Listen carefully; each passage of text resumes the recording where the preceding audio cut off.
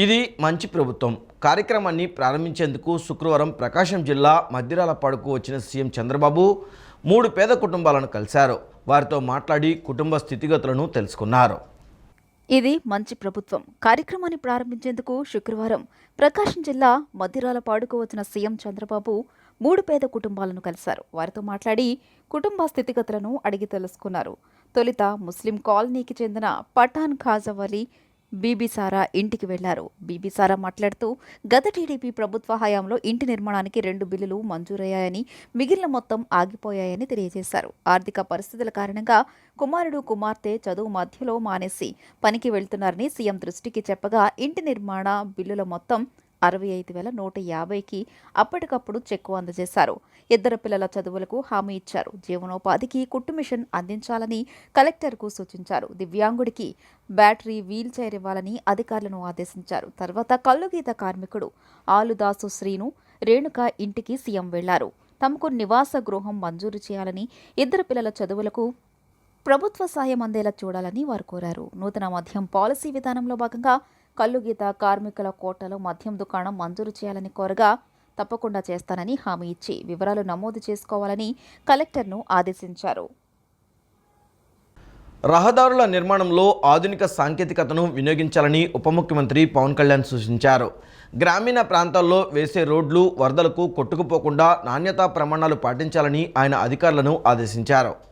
Asian infrastructure investment bank సాయంతో రాష్ట్రంలో చేపడుతున్న గ్రామీణ రహదారుల పనులపై బ్యాంకు ప్రతినిధులు పవన్ కళ్యాణ్ గారికి తౌసిక్ రెహమాన్తో పాటు పంచాయతీరాజ్ ఇంజనీరింగ్ అధికారులతో మంగళగిరిలోని తన క్యాంపు కార్యాలయంలో డిప్యూటీ సీఎం పవన్ కళ్యాణ్ శుక్రవారం సమీక్ష నిర్వహించారు. రాష్ట్రంలోని అన్ని గ్రామాల్లో రహదారులు నిర్మించాలన్నారు. గడువులోగా పనులు పూర్తయ్యేలా చూడాలి అని పవన్ కళ్యాణ్ పేర్కొన్నారు. క్షేత్రస్థాయి పరిశీలనలో భాగంగా డాక్టర్ బిఆర్ అంబేద్కర్ కోనసీమ జిల్లా ఉడిముడి లంకల్లో పర్యటించి అక్కడ రోడ్డుతో పాటు వంతెన నిర్మాణానికి ప్రణాళిక సిద్ధం చేస్తున్నట్లు బ్యాంకు ప్రతినిధులు తెలియజేశారు. ఇదే స్ఫూర్తితో అమరావతి నిర్మాణానికి తమ వంతు సాయం చేస్తామని వారు హామీ ఇచ్చారు. తమది ప్రజా ప్రభుత్వమని, ఎన్నికల్లో ఇచ్చిన ప్రతి హామీని నిలబెట్టుకుంటామని ఐటీ విద్యాశాఖల మంత్రి నారా లోకేష్ స్పష్టం చేశారు.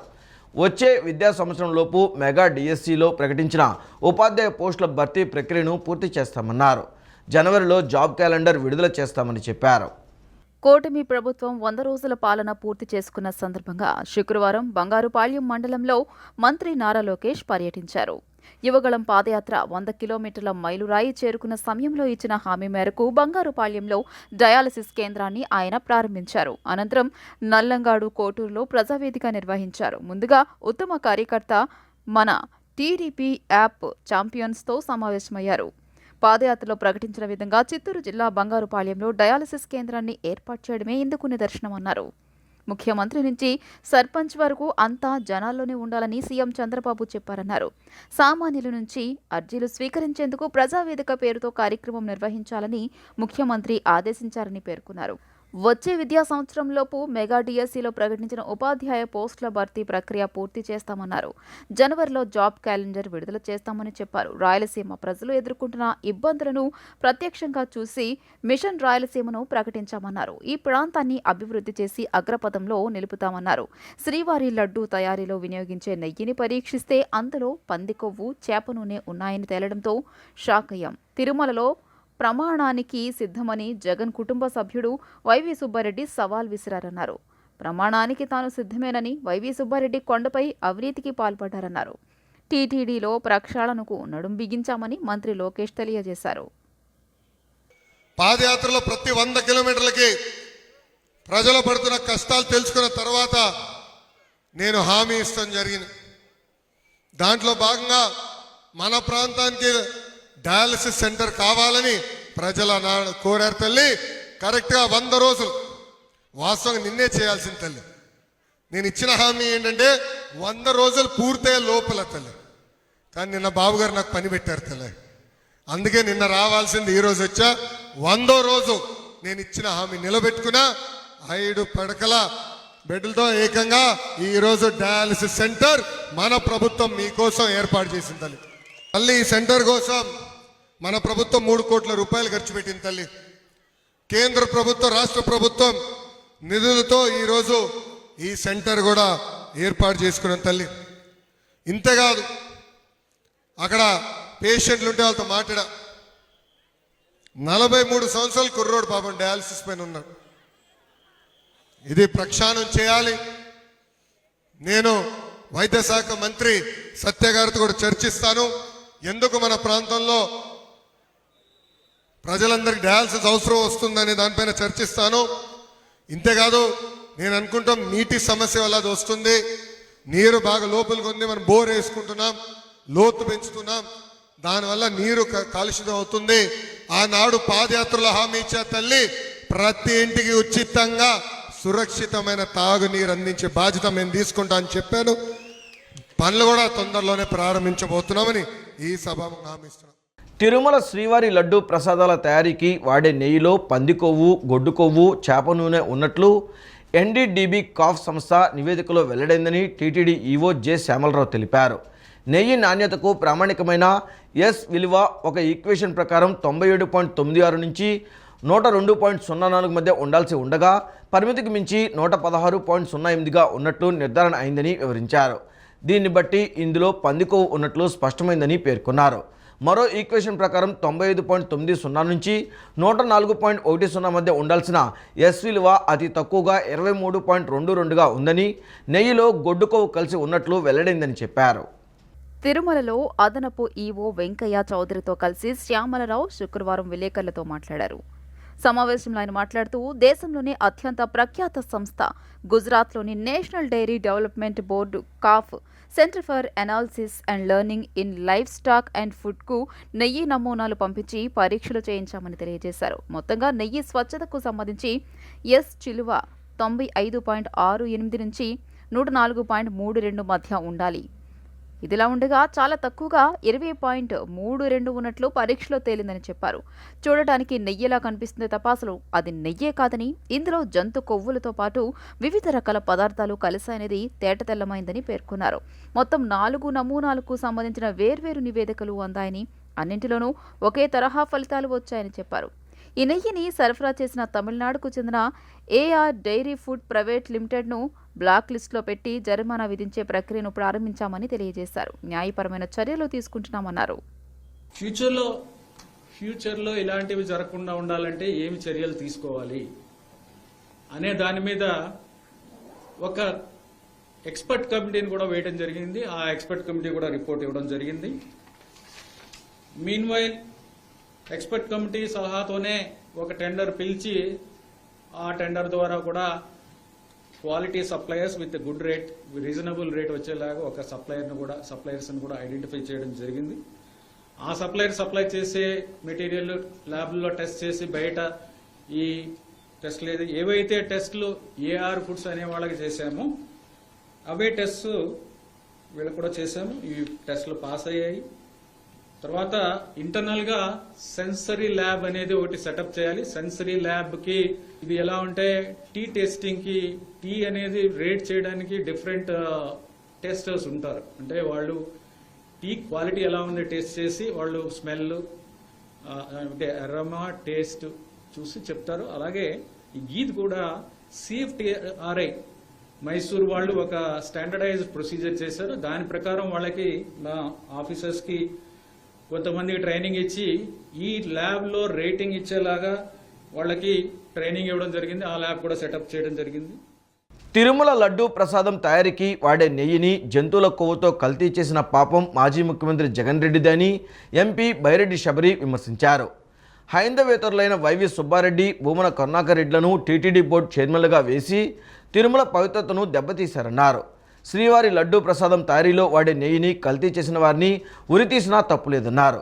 గతంలో శ్రీశైలం ప్రసాదంలో ఎముక వచ్చినప్పుడే ఇలాంటి దారుణ పరిస్థితుల్ని అర్థం చేసుకోవాల్సిందన్నారు. దేవుడితో సమానమైన ఆ గో మాంసం ఏదైతే ఉందో, లేదంటే చాప నూనె ఏదైతే ఉందో, అది లడ్డూలో కనిపించడం అనేది ఇంతకన్నా పాపం వైఎస్ జగన్మోహన్ రెడ్డికే దక్కుతుంది. ఎందుకంటే హిందువులు కాని వాళ్ళు, అసలు హిందుత్వాన్ని నమ్మని వాళ్ళను అక్కడ చైర్మన్లుగా తీసుకొచ్చి, కరుణాకర్ రెడ్డి అని చెప్పి అక్కడ చైర్మన్ గా తీసుకొచ్చి, ఆయన వెంకటేశ్వర స్వామి ఒక నల్ల రాయి అని చెప్పి, అలాగే ఆ 7 కొండలు ఎందుకు, 5 కొండలు చాలు అని చెప్పి ఒక జీవోని తీసుకొచ్చి పెట్టారు. అట్లాగే వైవి సుబ్బారెడ్డి గారు అని చెప్పి ఆయనను తీసుకొచ్చి అసలు హిందుత్వం అనే నమ్మని వాళ్ళను తీసుకొచ్చి ఈరోజు మరి అసలు వీళ్లకు ఆ ఆలోచన ఎలా కలిగింది అనేది నాకైతే అర్థం కావట్లేదు. తిరుమల లడ్డూ ప్రసాదం వివాదం నుంచి ప్రజలను డైవర్ట్ చేసేందుకు ఎంపీ విజయసాయిరెడ్డి వరుస ట్వీట్లు చేస్తున్నారని టీడీపీ సీనియర్ నేత బుద్దా వెంకన్న మండిపడ్డారు. విజయసాయిరెడ్డి గుంటనక్కలా వ్యవహరిస్తూ సీఎం చంద్రబాబు, మంత్రి లోకేష్పై ట్విట్టర్ వేదికగా మురుగుతున్నారంటూ ఆగ్రహం వ్యక్తం చేశారు. నగరంలోని వన్ టౌన్ నివాసంలో టీడీపీ సీనియర్ నేత బుద్దా వెంకన్న విలేకరుల సమావేశాన్ని నిర్వహించారు. బుద్దా వెంకన్న మీడియాతో మాట్లాడుతూ ఆంధ్రప్రదేశ్ అసెంబ్లీ ఎన్నికల్లో వైసీపీ నేతలను 151 స్థానాల నుంచి 11 సీట్లకు ప్రజలు పరిమితం చేసినా వారికి సిగ్గు రావడం లేదని టీడీపీ సీనియర్ నేత బుద్దా వెంకన్న అన్నారు. విజయసాయిరెడ్డితో పాటు దేవినేని అవినాష్, కొడాలి నాని, పేర్ని నాని వంటి నేతల్ని ఏ పార్టీలో చేర్చుకోరని ఆయన ఎద్దేవా చేశారు. వైసీపీ అధినేత జగన్ వైఖరి, నియంతృత్వ పోకడలు భరించలేక ఆ పార్టీని నేతలు వీడుతున్నారని వెంకన్న ఎద్దేవా చేశారు. ట్విట్టర్లో ఇంగ్లీష్, హిందీ భాషల్లో ఎందుకు పోస్టులు పెడుతున్నావో అందరికీ తెలుసంటూ విజయసాయిరెడ్డిపై బుద్దా వెంకన్న తీవ్ర స్థాయిలో ఫైర్ అయ్యారు. తప్పుడు లెక్కలు రాసినందుకు 16 నెలల పాటు విజయసాయిరెడ్డి జైలులో ఉన్నారని విమర్శించారు. అలాంటి వ్యక్తి మాకు నీతులు చెబుతారా? వైసీపీ అధినేత జగన్ కు జైల్లో రూమ్మేట్వి, అందుకే నీకు రాజ్యసభ సీట్ ఇచ్చారు. శాంతి నివాసంలో కూర్చుని ట్విట్టర్లో పోస్టులు పెట్టడం కాదు, దమ్ము ధైర్యం ఉంటే బహిరంగ చర్చకు రావాలి. వరద విపత్తుకు స్పందించి 350 కోట్ల రూపాయలు సీఎం రిలీఫ్ ఫండ్కు విరాళాలొచ్చాయి. సీఎం చంద్రబాబుపై నమ్మకంతో పారిశ్రామికవేత్తలు పెద్ద ఎత్తున ముందుకొచ్చారు. జగన్ అధికారంలో ఉంటే మిమ్మల్ని నమ్మి ఎవరైనా రూపాయైనా ఇచ్చేవాళ్ళ? మీరు దొంగలు కాదు, గజ దొంగలు, అందుకే ఎవరూ నమ్మడం లేదని ధ్వసమెత్తారు. లోకేష్ బాబు గారు చంద్రబాబు నాయుడు గారి తర్వాత తెలుగుదేశం పార్టీ ప్రతి ఒక్కరు కూడా లోకేష్ బాబు గారిని లేక్ చేస్తారు. లోకేష్ బాబు గారి నాయకత్వం కింద పనిచేయాలనుకుంటారు. నువ్వేంటి లోకేష్ బాబు గారి మీద, లోకేష్ బాబు గారికి మీద సీనియర్లంతా గురుగా ఉన్నారు అని పెడతావు? అసలు నువ్వేంటి, నీ స్థాయి ఏంటి? ప్రెస్ వాళ్ళని తిట్టడం, ప్రెస్ అధిపతులను తిట్టడం, లేకపోతే వీళ్ళని తిట్టడం అనుకుంటున్నావా? అసలు నీ శాంతి నివాసం గురించి చెప్పవేంటి? నీ శాంతి నివాసం గురించి మాట్లాడవేంటి? నీకు మళ్ళీ నువ్వు, మీ జగన్మోహన్ రెడ్డి, ఇంకొంతమంది త్వరలో జైలుకి వెళ్తారు. ఇవాళ నువ్వు ఎక్స్లో నిన్న పెట్టినటువంటి ప్రతి మాట కూడా తిరుపతి లడ్డు వ్యవహారాన్ని దారి మళ్లించడానికి చేస్తున్నటువంటి పని. నువ్వు ఇలాంటి పిచ్చి పిచ్చి వేషాలు వేస్తే మాత్రం ప్రజలు నిన్ను ఊరుకోరు. ఇలాంటప్పుడు తిరుపతి లడ్డు గురించి మాట్లాడు. తిరుపతి లడ్డూలో కొవ్వు ఉన్నటువంటి నెయ్యిని ఎందుకు వాడుతున్నారు మీరు? తన 100 రోజుల పాలన, చంద్రబాబు 100 రోజుల పాలనపై జగన్ బహిరంగ చర్చకు రాగలరా అని టీడీపీ పొలిట్ బ్యూరో సభ్యుడు వర్లారామయ్య సవాల్ చేశారు. తిరుపతి లడ్డూలో కల్తీ నెయ్యి వాడిన వ్యవహారంలో అందరి వేళ్లు జగన్ వైపు చూపిస్తున్నాయన్నారు. టీడీపీ పొలిట్ బ్యూరో సభ్యులు వర్లరామయ్య నిన్న విలేకరుల సమావేశం నిర్వహించారు. సమావేశంలో ఆయన మాట్లాడుతూ జగన్ పాలనలో వైసీపీ నేతలు తిరుమల తిరుపతి దేవస్థానంలో అనేక రకాలుగా అవినీతికి పాల్పడి అందినంత దోచుకున్నారని తెలియజేశారు. శ్రీవారి పట్ల జగన్ చేసిన నికృష్ట కార్యాలకు హైందవ భక్తులు బగ్గుమంటున్నారని అన్నారు. తిరుపతి లడ్డులో కల్తీ నెయ్యి వాడిన వ్యవహారంలో అందరి వేళ్లు జగన్ వైపే చూపిస్తున్నాయన్నారు. జగన్ కంగారులో కల్తీ నెయ్యిపై సమాధానం చెప్పకుండా చంద్రబాబు పాలనపై విమర్శలు చేస్తూ పాలిటిక్స్ చేయడం విడ్డూరంగా ఉందన్నారు. అరే నీ నెయ్యా, నువ్వు తెప్పించిన నెయ్యి, నువ్వు రిసీవ్ చేసుకున్న నెయ్యి, it contains some animal fat అని చెప్తే ఒక ప్రెస్టీజియస్ ల్యాబొరేటరీ రిపోర్ట్ ఇస్తే నిన్నటి నుంచి you are shivering in your shoes. గజగజ వణికిపోతున్నావు నువ్వు. ఎందుకంటే శ్రీ వెంకటేశ్వర స్వామి వారితో పెట్టుకున్న వాళ్ళు బ్రతికి బట్ట కట్టిన దాఖలా లేవు. ఆ విషయం మీకు తెలుసు, మీకు బాగా తెలుసు అందరికంటే. ఇక అంతకంటే లోతుకు చెప్పను నేను. అందరికంటే మీకు బాగా తెలుసు. ఈ రోజున దానికి సమాధానం చెప్పకుండా చంద్రబాబు గారి 100 రోజుల పాలన సరిగా లేదంటారా?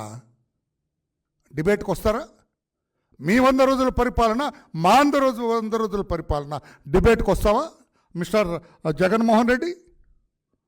ముందు ఆయన అన్న పాయింట్స్ చెప్పి కౌంటర్ చేసి తర్వాత ఈ కథకు వద్దాం, నెయ్యి కథకు వద్దాం.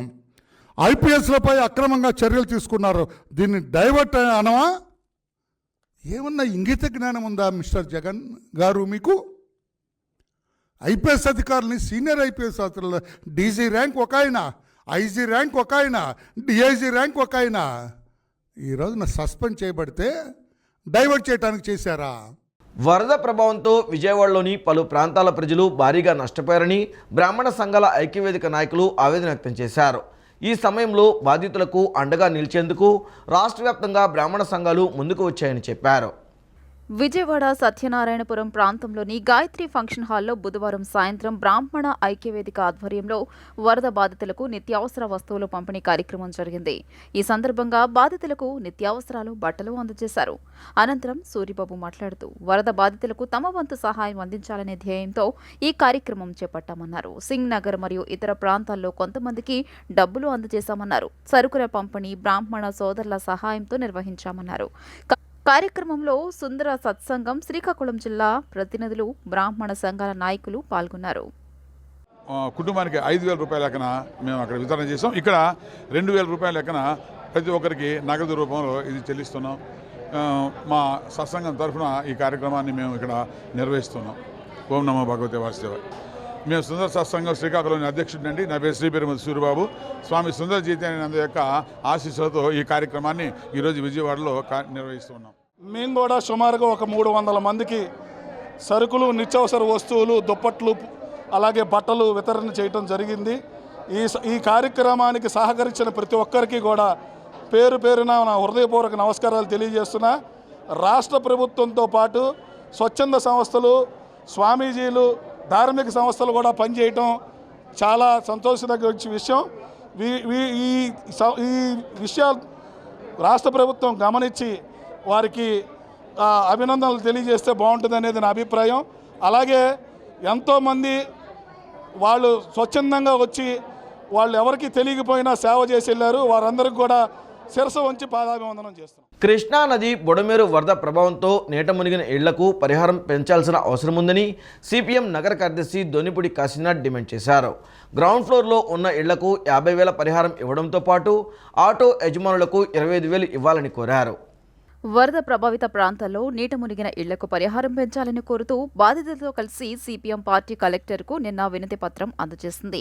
విజయవాడ కలెక్టర్ కార్యాలయంలో కలెక్టర్ సృజనను కలిసి దోనిపూడి కాశీనాథ్ నష్టాన్ని వివరిస్తూ పరిహారం పెంచాలని విజ్ఞప్తి చేశారు.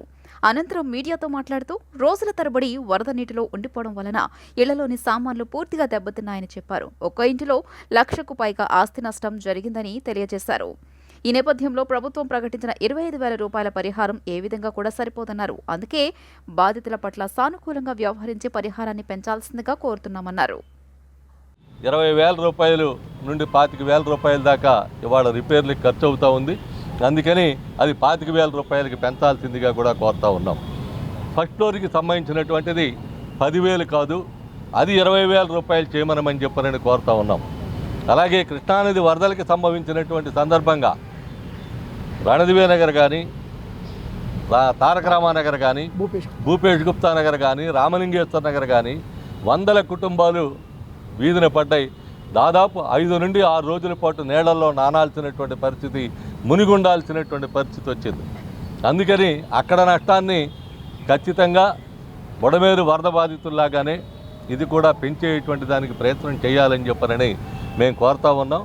అయితే ఇక్కడ నష్టం 25,000 రూపాయలు కనీసంగా ఇంటికి ఇవ్వాలి అని చెప్పనేటువంటిది మేము డిమాండ్ చేస్తూ ఉన్నాం. అక్కినేని నాగేశ్వరరావు శత జయంతి సందర్భంగా నిర్వహించిన సంగీత విభావరి ఆహుతులను ఆకట్టుకుంది. అక్కినేని ఎన్టీఆర్తో ఉన్న అనుభవాలను, కళాకారులకు వారు అందించిన తోడ్పాటును వక్తలు గుర్తు చేసుకున్నారు.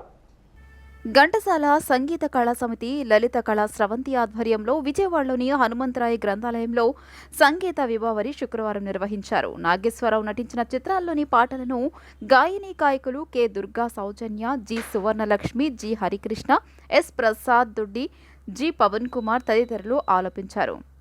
అక్కినేని నట సామ్రాట్ పద్మ విభూషణ్ స్థాయికి ఎలా ఎదిగారు, ఆయన జీవిత చిత్రాల్లో నటన వంటి వివరాలను సంస్థ అధ్యక్షుడు T Gangadharan, AP film chamber of commerce మాజీ అధ్యక్షుడు అంబటి మధుమోహన్ కృష్ణ వివరించారు. అనంతరం ప్రఖ్యాత మిమిక్రీ కళాకారుడు సిల్వర్టర్ తోట సల్వెస్టర్ను సన్మానించి జ్ఞాపిక అందజేశారు. సల్వెస్టర్ మాట్లాడుతూ అక్కినేని ఎన్టీఆర్తో తన అనుభవాలను కళాకారులకు వారు అందించిన తోడ్పాటు గురించి గుర్తు చేశారు. కార్యక్రమంలో నిర్వాహకులు PVSN Sharma, P Padmavathi Sharma, doctor PA Raman, కళాపీఠం అధ్యక్షురాలు ప్రసూన రామన్ తదితరులు పాల్గొన్నారు.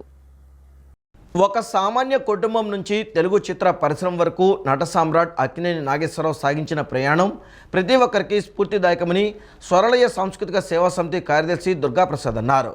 విజయవాడ పిబి సిద్ధార్థ కళాశాల ఆడిటోరియంలో ది లెజెండ్ ఏఎన్ఆర్ శత జయంతి ఉత్సవాలు నిర్వహించడం మా అదృష్టంగా భావిస్తున్నట్లు వెల్లడించారు.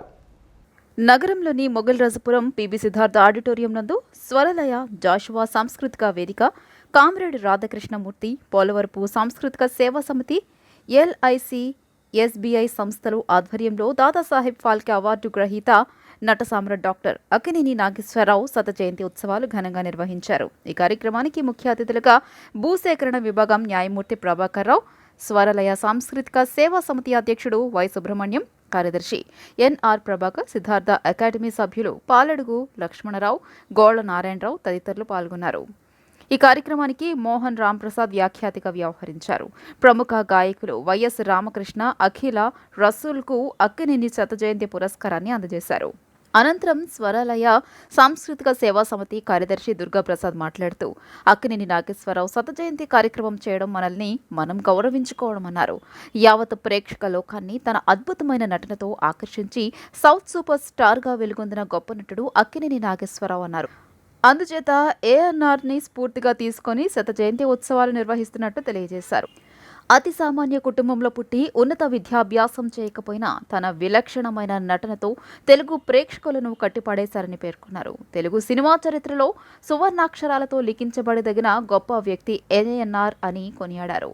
17 నెలలో 10 అక్కినేని సినిమాలు విడుదలైతే అందులో 8 సినిమాలు బ్లాక్ బస్టర్గా నిలిచాయని దుర్గాప్రసాద్ తెలియజేశారు. సినిమాల్లో నటిస్తూ ఇంగ్లీష్ భాషను అలవోకగా నేర్చుకుని ప్రతిభాశాలి మన అక్కినేని అన్నారు. అనంతరం నేను పుట్టాను, లోకం మెచ్చింది గాయకులు ఆలపించిన అక్కినేని మధుర గీతాలు శ్రోతలను విశేషంగా ఆకట్టుకున్నాయి. ఇండియన్ ఎకానమీకి సంబంధించినంత మటుకు వాళ్ళు ఈ కార్యక్రమాన్ని స్పాన్సర్ చేస్తున్నారు.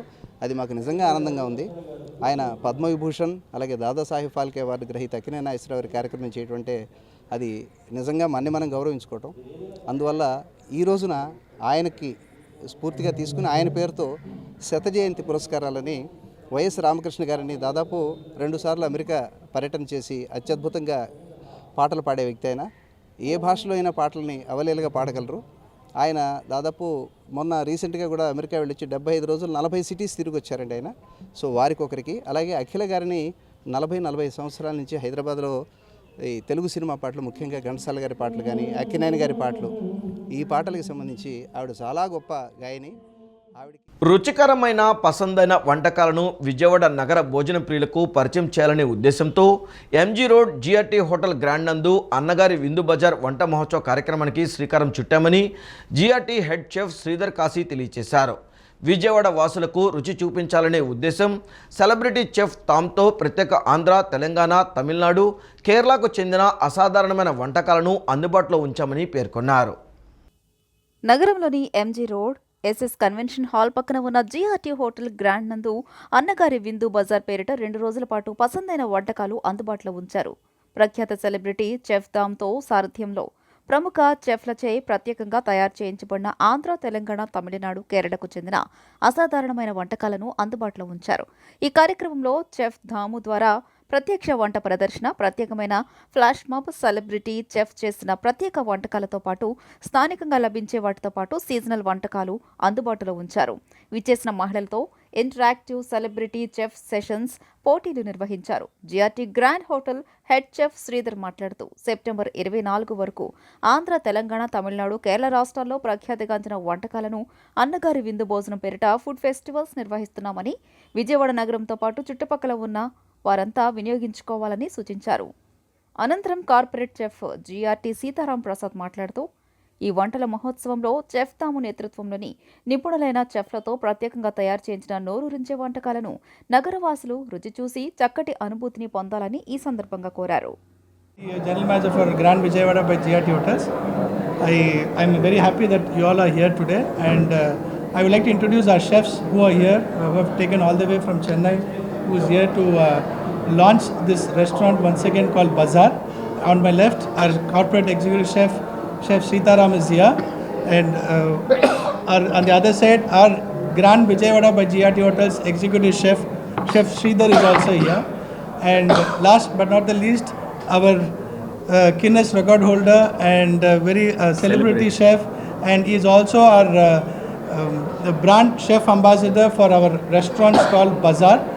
And I welcome you all, chef. Thank you so much for coming and doing this event for us. అందరూ వచ్చి ఫుడ్ టేస్ట్ చేసి మరి కోరుకున్నాను. And thanks to all the media and the press for wonderful what they call placement as well as your attendance, and I want the media and press to publicize the public regarding the food festival here. At least వాళ్ళందరూ taste చేసేదానికి ఒక chance దొరుకుతుంది. అది మిమ్మల్ని వల్లే కాదండి, వేరే ఎవరు ఏం కాదు, ప్రెస్ అండ్ మీడియానే చేయం కాను. So my request is please spread this and let them enjoy our food here. నేనే చేసే all menus are by me only, so you can taste all the food. So రకాలుగా ఉంటుంది అని చెప్పినాను. అదే మరి క్వాలిటీని భలే ఉంటుంది. మీరు వచ్చి టేస్ట్ చేస్తే మీరు ఇప్పుడు చేపుతారు, ప్రెస్ వాళ్ళు ఇప్పుడు టేస్ట్ చేయబోతారు, మీకు అనుభవం ఉంటుంది. అదే మరి నా డెమాన్స్ట్రేషన్ ముందుగా చూపిస్తాను, అదే మీకు నచ్చి ఉంటుంది అనుకున్నాను. చాలా థ్యాంక్స్ అందరికీ, and thanks to all the press and media. తర్వాత బ్రంచెస్ ఉంటుంది సండేస్, తర్వాత డిన్నర్స్, బుఫే ఉంటుంది, elaborate menus. We have a nice chefs team here. Chef Sridhar who is the executive chef of this place, who is doing a fantastic job. It is almost, we recently launched our hotel Vijayawada launch చేసాము. మంచి response ఉంది. People are loving food here. So we are all motivated, highly motivated. Chefs are all highly motivated, and we are doing lot of experimenting new menus here. So we will bring in lot of new recipes for Vijayawada. Only Andhra కాకుండా Tamil Nadu, Kerala, Pondicherry, even Telangana అక్కడ దొరికే street foods ఇవి కాకుండా ఇంటర్నేషనల్లో కూడా మనకు దొరికే street ఫుడ్స్ని కూడా మేము ఇంట్రడ్యూస్ చేస్తాం ఇక్కడ. That is what our special అండి about restaurant. So even presentation కూడా ఎట్లా ఉంటుందంటే కొద్దిగా అట్లాగా లోకల్ ప్రెజెంటేషన్ కాకుండా కొద్దిగా ఫ్యూజన్ చేసి ఇంటర్నేషనల్ లోకల్ని ఫ్యూజన్ చేసి ప్రెజెంటేషన్ కూడా డిఫరెంట్గా, రెసిపీస్ కూడా కొద్దిగా డిఫరెంట్గా ఉంటాయి. చాలా మంచి ఫీడ్బ్యాక్ వచ్చింది. బ్యాంక్వెట్స్ అట్లా అయితే ఫుడ్ దే ఆర్ ఆల్ చాలా హ్యాపీ గెస్ట్ అందరూ. అసలు జిఆర్టీ అంటే ఫుడ్ అంటే జిఆర్టీ అంత మంచి పేరు వచ్చింది. వీఆర్ సో హ్యాపీ అండి. Even I thanks to my owners also, Alluri mister Charan. We're so happy అండి. Thank you very much. ఈ వార్తలు ఇంతటితో సమాప్తం. నమస్కారం.